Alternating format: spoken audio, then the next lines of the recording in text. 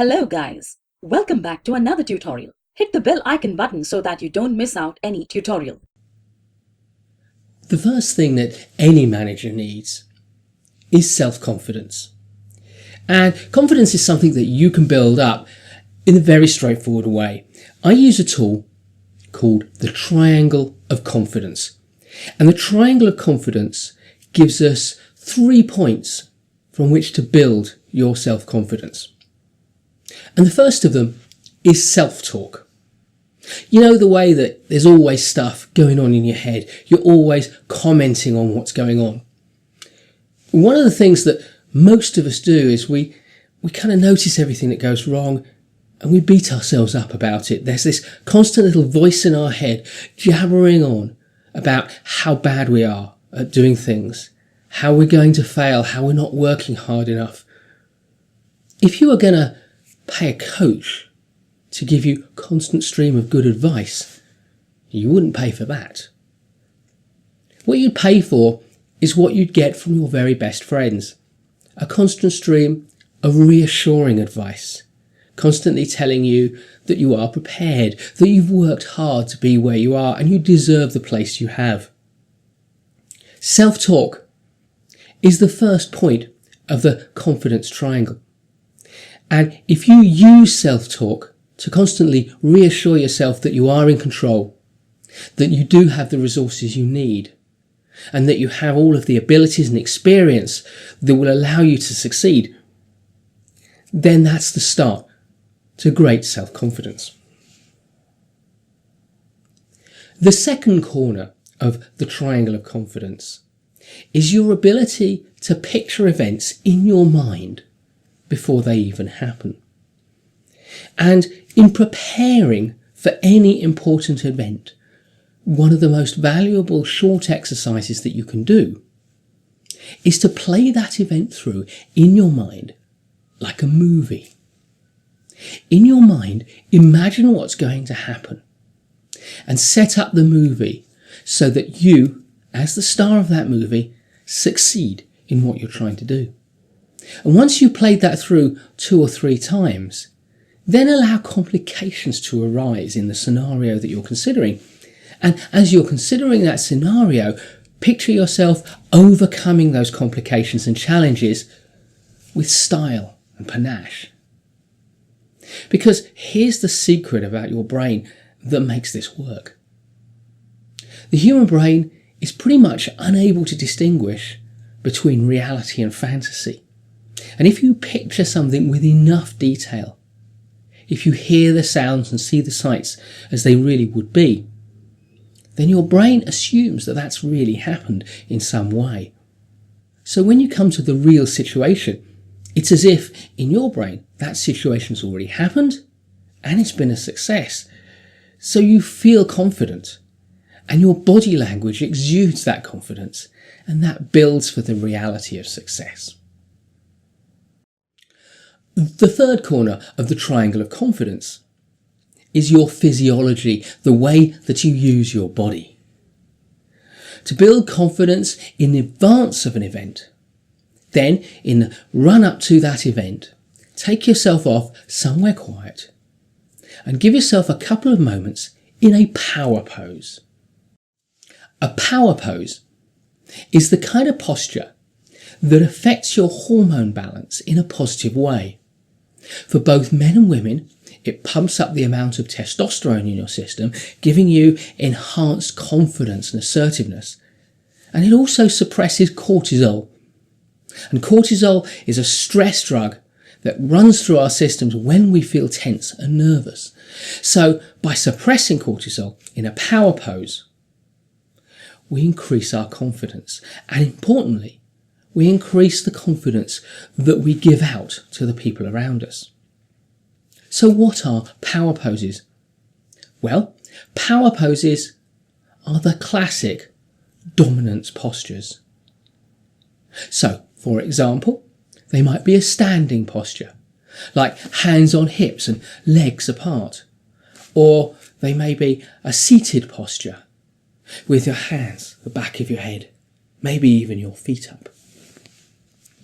If you allow your legs to come slightly wider apart than normal, that in itself is a power pose.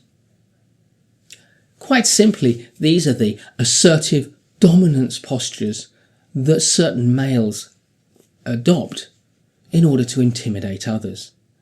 If you adopt those postures in a private situation for a couple of minutes in the run-up to going on stage if you're presenting, or going to an important meeting, or sitting down with a colleague when you want to tackle a tricky situation, what that will do is suppress the cortisol, increase the testosterone, and you will feel more confident and exude more confidence. And a second aspect of physiology is your posture. If you stand upright, if your body posture is open and symmetric, that will not only show people that you are confident, but that will also keep the right balance of hormones running through your system.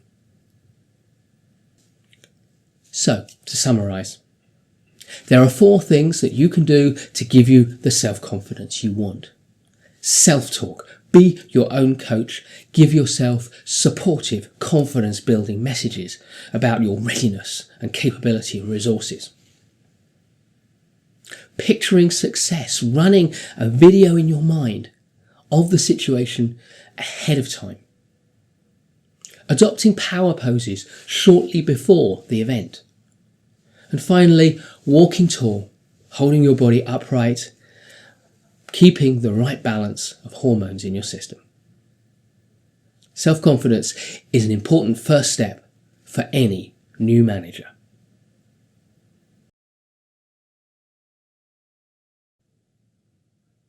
Any new manager has to be able to use her or his time effectively. So personal time management is a key managerial skill. And the first important thing about that is to know what is important, to fundamentally understand your job and to understand what it is that will make you successful in that job. For this, you need to read your job description carefully and your terms of reference within your contract. But more important than that, you need to speak to your boss and the senior people around you to understand what their priorities are. Because unless you know what it is that defines success for you, you won't be able to prioritise what's important. The second thing is to be able effectively to distinguish between what's important and what is merely urgent. The distinction between urgent and important gives us 4 types of task. At the bottom of the food chain are things that are neither urgent nor important. Things that are neither urgent nor important, you ought to be just dropping those, because if you waste time on those, you're simply displacing that time from other meaningful, worthwhile activities. The next category are things that are urgent, but they're not important. And these things often run your life as a manager, particularly as a new manager. You've got good in the past at responding to instant demands. And so, of course, an instant demand comes up and you respond. It's urgent, it's got to be done now. But if it's not important, what is it doing? It's crowding out the time you need to spend on things that are important. And of course, there are some things that are urgent and important. And without a doubt, these must be your first priority at any one time. They're important because they serve the goals of your job role, the priorities of your bosses, and indeed the strategy of the organisation for which you work. And they're urgent. They have to be done now, because if they're not, something will go wrong. Clearly, things that are urgent and important must seize the priority. But new managers find themselves constantly fighting fires in urgent and important mode, and consequently they become quite quickly stressed by the job. The most successful managers, when you watch them, aren't spending a lot of time dealing with stuff that is urgent and important. What they're doing is focusing on things that are important but not urgent. Things like planning, preparation, relationship building, even rest and relaxation. None of these things are urgent. Nothing will go wrong if you don't do a plan today but put it off to tomorrow. Nothing will go wrong if you don't meet an important contact today and put the meeting off to next week. But what these successful managers have found is that by focusing on things that are important but not urgent, they tackle things before they ever become urgent. These managers are successful because they are in control of the way they're using their time. And they're successful because they're not getting stressed by a constant flow of one urgent thing following another.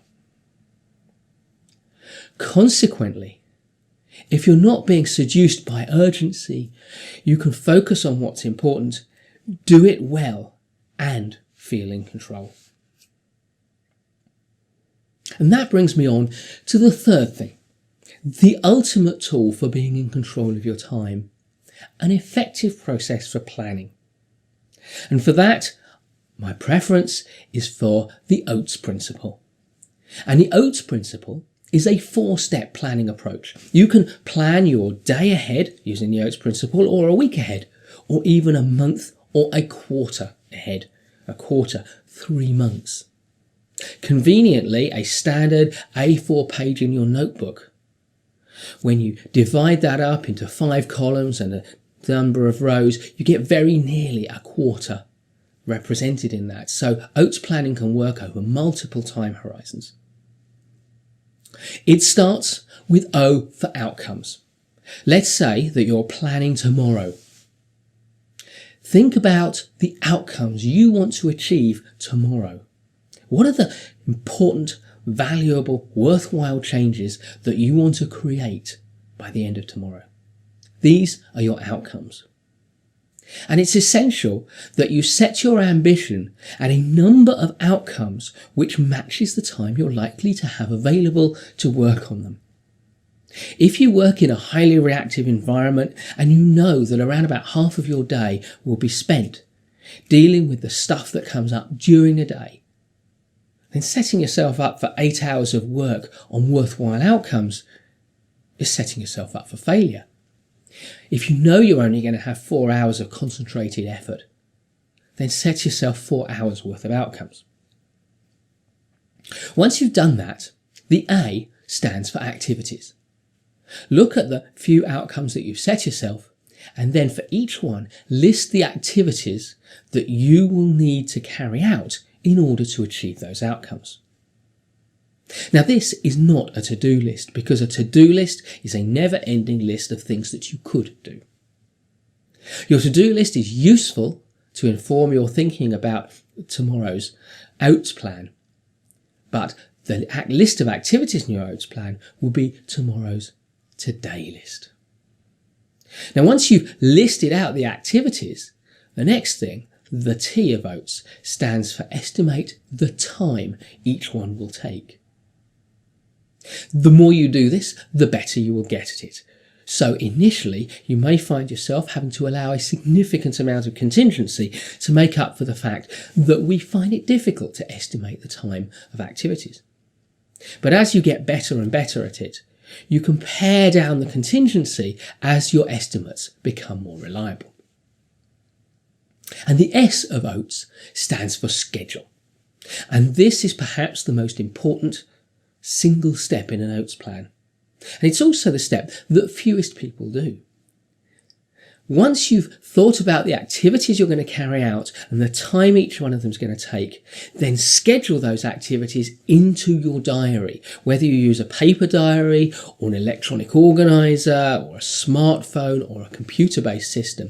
Schedule those activities into your diary, because that way, when someone comes up to you and says, "Hey, Mike, there's something I need you to help me with," you can look at your schedule and say, "I'm happy to help you, but I've got something on just this moment. I'll get back to you in a couple of hours." And that way you get over another major problem that new managers have, the temptation to succumb to every last interruption and distraction. And that brings me to the final tip for managing your time effectively as a new manager. As you work through your day, your to-do list will get longer and longer, and each day, if you're doing your Oats planning, you'll be crossing off some of those to-dos, bringing them into your Oats plan and dealing with them the next day. But what you'll find is as the weeks go by and the months go by, there will be some tasks on your to-do list that have been there for ages, and they never get done. They never make it to your to-do list. They're not, on the one hand, musts, absolutely essential items where there are significant penalties for not doing them. Otherwise, you'd have done them. And they're certainly not wants, on the other hand. They're not ideas and activities that you would really enjoy doing, otherwise you'd do them. They're the squeezed middle, the shoulds, the things you should do, but you don't. And because you don't do them, you feel guilty about them. Because you feel guilty about them, it saps mental and emotional energy. These are the things that from time to time, you need to take off your to-do list. You need to go down your to-do list. When you spot one of these that's been hanging around, cross it off and write it on a new sheet of paper. A to-don't list. And when you've made your to-don't list, you'll have crossed off lots of items off your to-do list. You'll feel very good about that. You then take your to-don't list, you screw it into a small ball, and you file it in the small, round filing cabinet by the door. So 4 tips for new managers in managing your time. Firstly, understand what is important in your role. Secondly, distinguish between the important things and the merely urgent things. Third, use the Oats Principle for planning your day, your week, even your month or your quarter ahead. And finally, don't forget to use the to-don't process to cull should items from your to-do list from time to time to free yourself up from them. Managing your time is a critical activity for any new manager.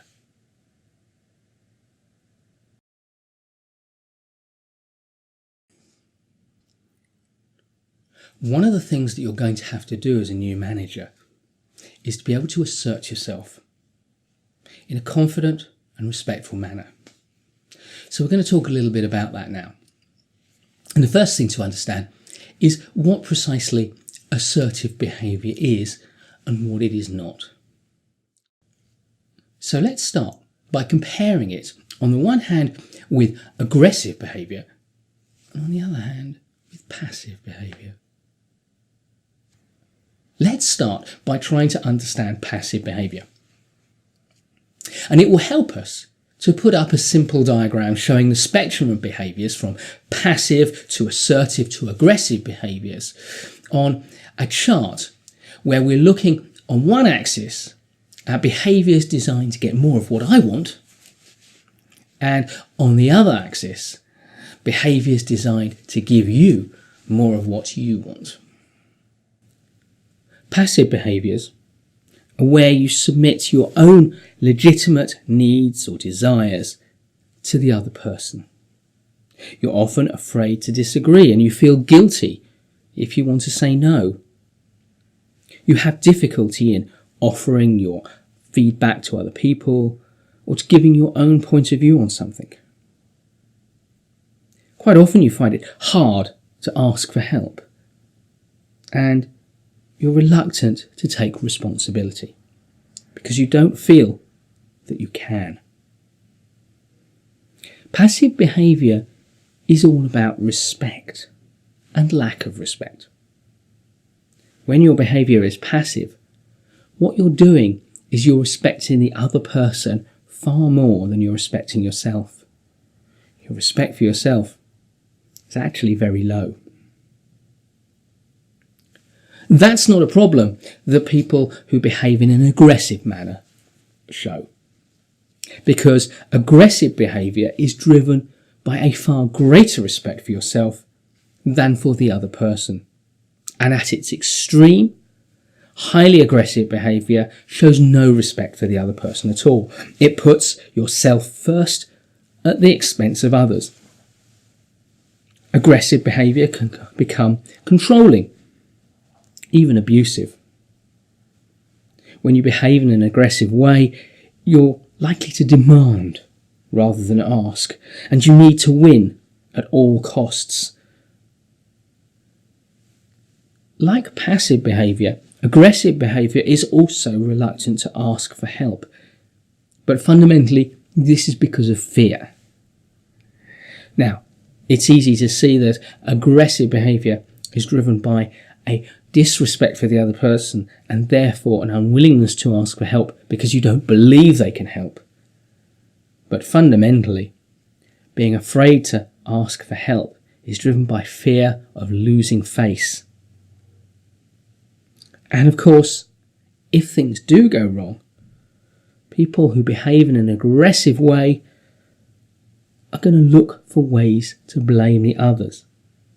Just as passive behaviour is reluctant to take responsibility, aggressive behaviour will shed responsibility. So if passive and aggressive behaviours are about respect, so too is assertive behaviour. Assertive behaviour is about two-way respect. Respect for myself and respect for you.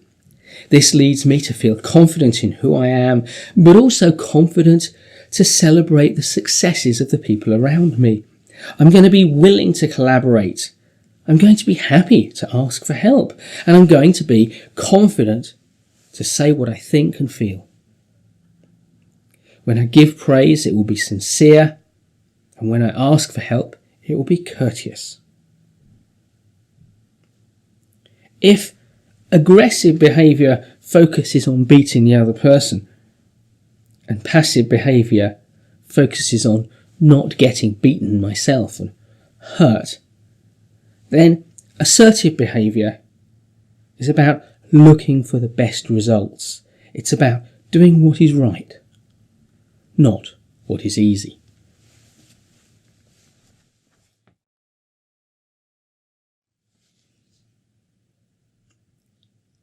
So, understanding what assertive behaviour is, let's look at ways that you can support yourself in asserting yourself effectively. And the first, I would say, is to dress the part. It's vital that you come across immediately in the right way. So choose clothes and choose a style that is assertive, that fits in with what people would expect of someone in your role. In many organisations, that means, as you become a manager, dressing a little bit more smartly. In some organisations, it may even mean a significant change in dress code. But take your appearance seriously, because firstly, it will make you feel good to dress well, and secondly, it will impress upon other people that you have respect for yourself. That way, when you treat them with courtesy, you get that balance straight away. The second thing is to use assertive language. Hesitant, wobbly speaking, constant clearing of your throat and whispering a little bit when you're not confident. All of these things can betray a passive sensibility. And of course, when we are behaving in a passive way, the words we use change as well. We use pleading terms like would you, could you, might you. And we use qualifying words a lot like perhaps and maybe. Abrupt, firm, shouty sorts of voice. If you speak very quickly, all of those things come across as aggressive. And of course, aggressive speech patterns are complemented by aggressive language. Clearly, swearing fits in there, but at a lower level, demands rather than requests come across as aggressive. So too, to sarcasm, criticism, and blame. You want to be assertive. So let's look at how you can use your language to be assertive. Relaxed, fluent, steady speech. Take your time over what you're saying. Breathe deeply so that your voice can reach its natural register. Those kinds of voice patterns sound confident and assertive. Be direct in the way that you speak. Use a clear yes or no when it's called for. And be courteous and polite. Use words like please and thank you, will you and would you. These things aren't just common courtesies, they're respectful, and because they're respectful, they come across as assertive. The final thing to consider is body language. Slouched, eyes down, evasive looks around, all of that comes across as rather passive. On the other hand, pulling yourself up to your full height, spreading yourself out, jutting your jaw forward and giving someone a stare can come across very much as aggressive. At the happy medium, though, is an upright posture, an open posture. You look people in the eye without staring them down. Smile. The courtesy to look towards someone and to face towards them directly rather than off to one side. That's assertive rather than aggressive or passive behaviour. So, what have we seen? The first secret to assertiveness is respect times 2. Respect for you and respect for myself.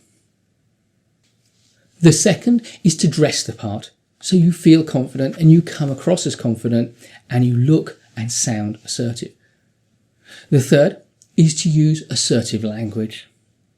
And the fourth, upright, straight on, relaxed, confident, assertive body language. As a new manager, you will often need to assert yourself. If you find yourself constantly using this relaxed, confident, respectful, assertive style, then people will be happy to accept your guidance, your requests and your feedback without you having to work hard to assert yourself to deliver it.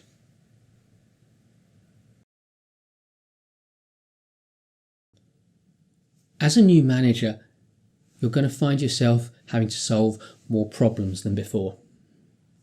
So, for this talk, we're going to take a look at a very simple, structured problem-solving methodology. And when we've done that, I'll introduce you to my 4 top tips for problem solving. So to start with, let's have a look at that structured methodology. The first step in any problem solving technique must be to understand the context, because without the context you can't fully understand the problem and you can't safely select the best solution.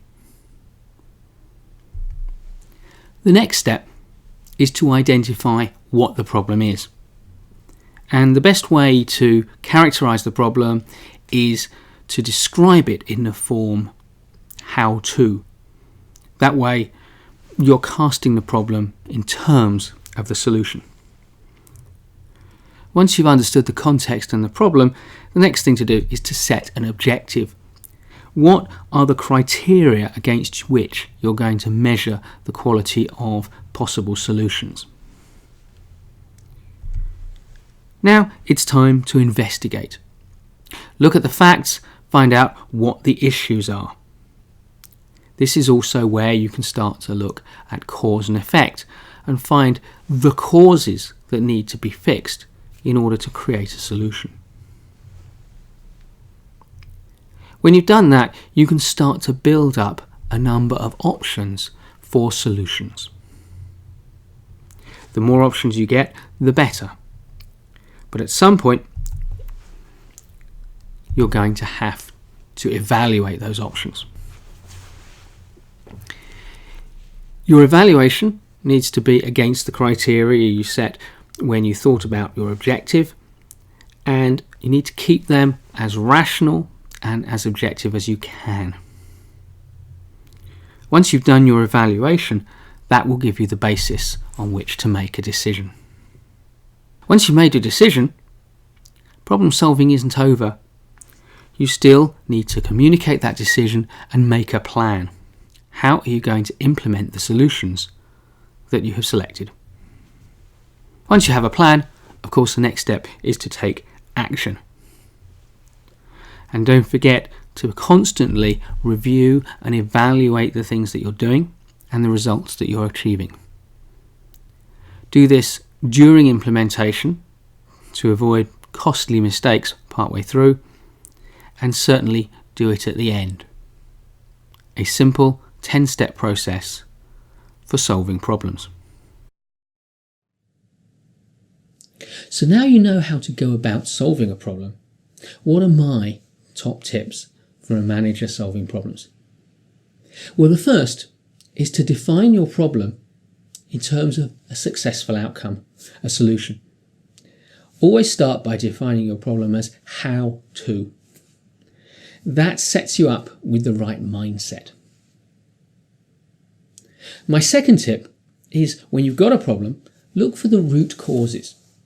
And the way we do that is by asking the question, why? When we ask the question why, we go to cause. And when we ask the question why again, we go to a deeper cause. And if we keep asking the question why time and time again, we'll eventually end up with an answer that has no why. And that is the root cause. This is often known as the 5 whys technique for a very simple reason, and that is that often 5 is about the right number of whys to ask. But do not take 5 whys as an absolute prescription. My third tip is to generate multiple options. And whilst it's true that more options gives you more choice gives you more likelihood of getting the right answer, it's vital to recognise that if we have too many options, we find it very hard to make a decision. So when you've got lots of options, narrow them down, exclude all the wild and way out options and the ones that really don't have a chance of being the best, and narrow it down to about 3 or 4 or at most 5 strong contenders for the right thing to do. And my final tip is, when you've got your options, make a rational decision. Now, I'm not saying that there is no place for emotion in business and organisational life. And I'm also not saying that your gut instinct and your intuition won't give you a valuable lead in some circumstances, but both of them can mislead you. So whether your initial decision is driven by an emotional or an intuitive response, always look for the rational justification for that. Partly to make sure that you've got some solid evidence to back up your decision.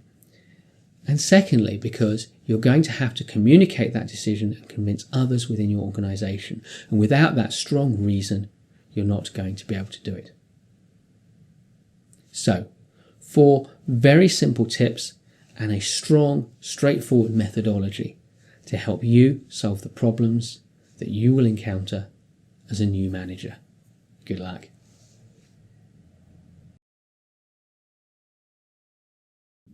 One of the things that new managers are usually most concerned about is the possibility that sooner or later you're going to have to present. And without a doubt, a little bit of nervousness is a good thing. It keeps you sharp, but too much can get in the way. So you need some good skills. And here are the basics. And the first, which will not only give you a better performance but help you to feel more confident, is to prepare well. And I think of preparing for a presentation as being a bit like diffusing a bomb. And BOMB, in this case, is an acronym that stands for benefits, outcomes, map, and background. Firstly, ask yourself, what are going to be the benefits to my audience of listening to me present? You're going to be asking them to give up their valuable time. So you have to know what's going to be in it for them to listen to you. And when you plan your presentation around that, then your audience will be truly grateful. But it's important to also know what the outcomes need to be for you. Why are you doing this? What are you hoping to achieve? So the second planning constraint for your presentation is to plan it around making sure that you get the outcome you need. We'll come back to that in a moment.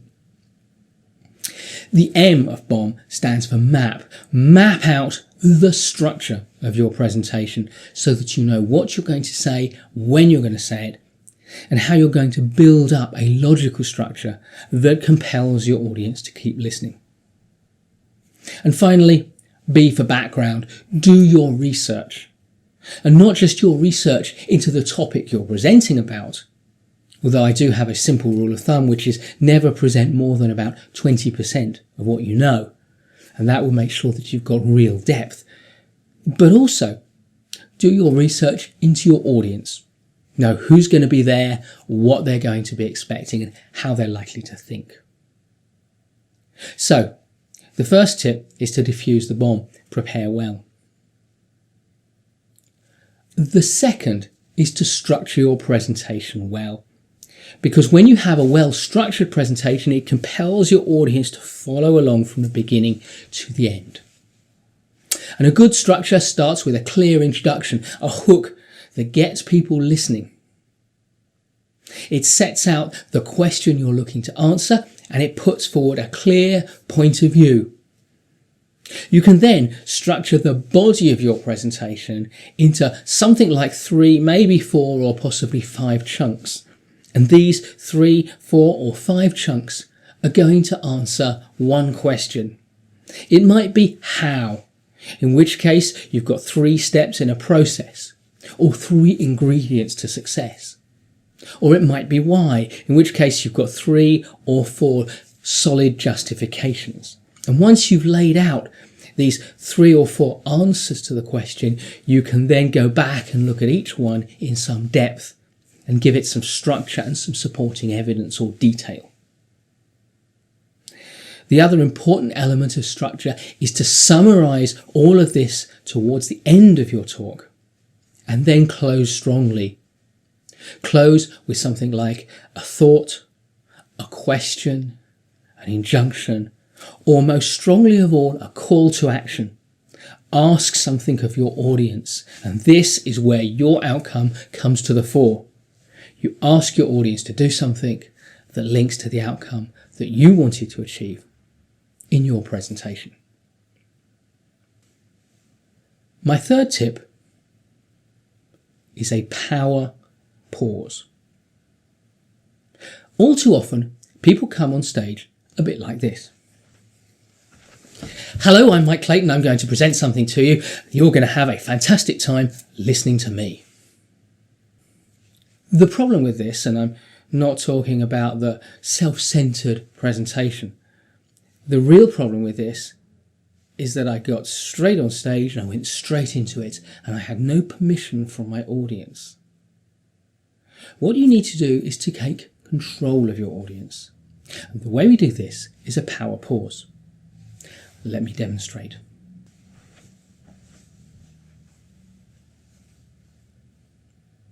Good afternoon.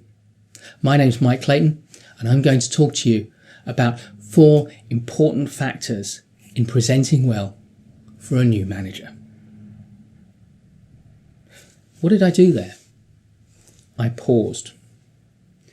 And in a real situation, I might pause for 3, 5, 10, even 20 seconds. And in that time, I'm going to scan around my entire audience. I'm going to take in everybody, and I'm going to wait explicitly until I have everybody's attention. And you know how I know that I've got everyone's attention? It's because I've got silence. A power pause will allow you to own the space. It will be the point at which you gain permission from your audience to start speaking. And my final tip is pace. Slow down. Too often, new, inexperienced presenters will talk as quickly as they can. It's almost as if they want to get it over and done with before they even start. Of course, some people can follow a very quick delivery, It's the way their mind works, and they're very happy with that. But most of us, we find that we get breathless and we can't keep up with what we're hearing. So slow down. Take your time. And as you take your time, then you become in control of what you're saying, and you can speed up when you want to, and you can slow down when you choose to. And that variety gives your speaking texture and richness. And most of all, it gives you control, not just over how you speak, but the time to think about what you're going to say. So, for a new manager, 4 things to bear in mind. Firstly, prepare well. Second, structure your presentation effectively. Thirdly, a power pause before you start speaking. And fourth, slow down. Take your time. Good luck with your next presentation. Thank you for watching. Don't forget to subscribe to the channel. If you like the video, do give us a thumbs up and share it. Also check out amazing discounts and offers on our premium courses in the description below.